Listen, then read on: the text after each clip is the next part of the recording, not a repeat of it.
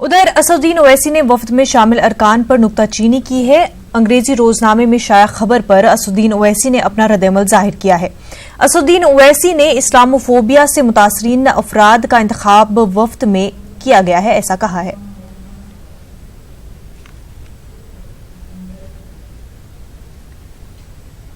उधर राहुल गांधी ने भी यूरोपीय पार्लियामान के कश्मीर दौरे पर ट्वीट किया है। उन्होंने इसे गाइडेड टूर बताया है। राहुल गांधी ने कहा कि मुल्क के अरकान पार्लियामान को वहां जाने से रोका जाता है।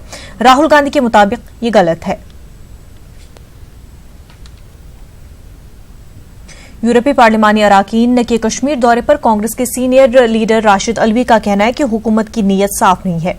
ये सिर्फ जहां कश्मीर में पार्लियामानी अराकीन के दौरे पर मरकजी हुकूमत ने पाबंदी लगा रखी है, मीडिया पर पाबंदी है, वहीं दीगर मुल्क के वफ्द को कश्मीर दौरे की इजाजत देना कहां तक सही है? कौन यकीन करेगा कि कश्मीर के हालात ठीक है? डेलीगेशन अगर सरकार इजाजत दे रही है कश्मीर में जाने की, अच्छी बात है, लेकिन इससे पहले देश के विपक्ष के नेताओं को जाने की इजाजत क्यों नहीं है? कश्मीर के अपने नेताओं को गिरफ्तार करके आपने जेल में क्यों डाल रखा है? देश के मीडिया को जाने की इजाजत क्यों नहीं है? और अगर इस डेलीगेशन को आपने इजाजत दी है तो कल को अमेरिकन डेलीगेशन को, यूनाइटेड नेशंस के डेलीगेशन को, ब्रिटेन के डेलीगेशन को आप रोक नहीं सकते हैं। और अगर रोकेंगे तो पूरी दुनिया कहेगी कि ये आपका मैनेजमेंट है और आपने इन लोगों को किसी अंडरस्टैंडिंग के मुताबिक भेजा है। अगर देश का अपने नेता नहीं जा सकते हैं, मीडिया नहीं जा सकता है, कौन यकीन करेगा कि कश्मीर के हालात बिल्कुल ठीक हैं? दुनिया तभी यकीन करेगी जब हम लोगों को जाने की इजाजत होगी।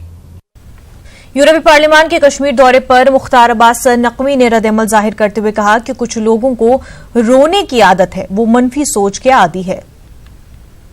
रोने का रोग लग गया है और ये तमाम ऐसे अज्ञानी लोग हैं जिनके दिमाग में निगेटिविटी भरी पड़ी है, नकारात्मकता भरी पड़ी है। वो सकारात्मक चीजें सोच ही नहीं सकते। और ऐसे रोने के जो रोगी हैं उनका हम क्या इलाज कर सकते हैं? देखिए, ये देश के लिए एक बहुत ऐतिहासिक दिन है। एक ऐसा ऐतिहासिक दिन है जिसमें कि देश इस बात को महसूस कर रहा है कि आज पूरा देश एक निशान एक विधान के रास्ते से जुड़ गया है। आज जिस कश्मीर में कहा जाता था कि कश्मीर में भारत के संविधान की तमाम धाराएं लागू नहीं होंगी, तमाम कानून भारत के लागू नहीं होते, अलग से संविधान बनता था, अलग से निशान होता था, आज जो है वो देश के विधान और देश के निशान के साथ जम्मू कश्मीर और लद्दाख जुड़ गया है या जुड़ रहा है।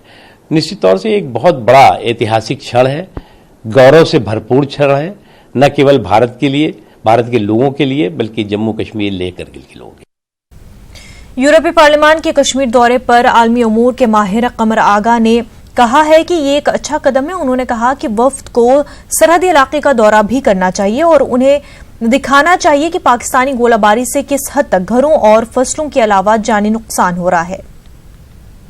समझता हूँ कि ये बहुत अच्छी बात है कि डेलीगेशन जा रहा है, वहाँ स्वयं जाके देखेंगे, जो पाकिस्तान का प्रोपेगेंडा है उनके सामने आ जाएगा, सब सामने खुल के बात। जिस तरीके से भारत को बदनाम करने की वो लोग कोशिश कर रहे हैं, हर फोरम में जाके इसको उठाते हैं।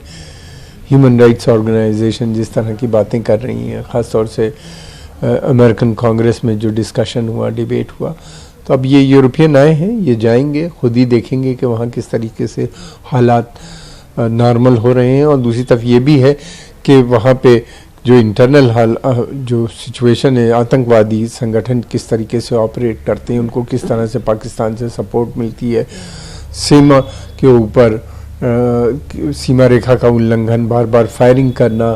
फिर उसके अलावा ये कि उनको मैं समझता हूँ कि ये विज़िट जो है केवल वहाँ तक सीमित नहीं रहनी चाहिए, बड़े बड़े शहरों में, श्रीनगर के और आसपास के, बल्कि इनको बॉर्डर के एरिया पे भी जाना चाहिए, जहाँ पे जो गांव हैं जिस तरीके से तबाह बर्बाद फायरिंग में हुए हैं, उनकी पूरी फसलें ख़राब हो गई हैं, उनकी जीविका के लिए उनके सामने जीविका की प्रॉब्लम खड़ी हो गई है, उनके लोग कितने एडमिट इंजर्ड हुए हैं, तो ये सारी बातें उनको ये भी देखना चाहिए।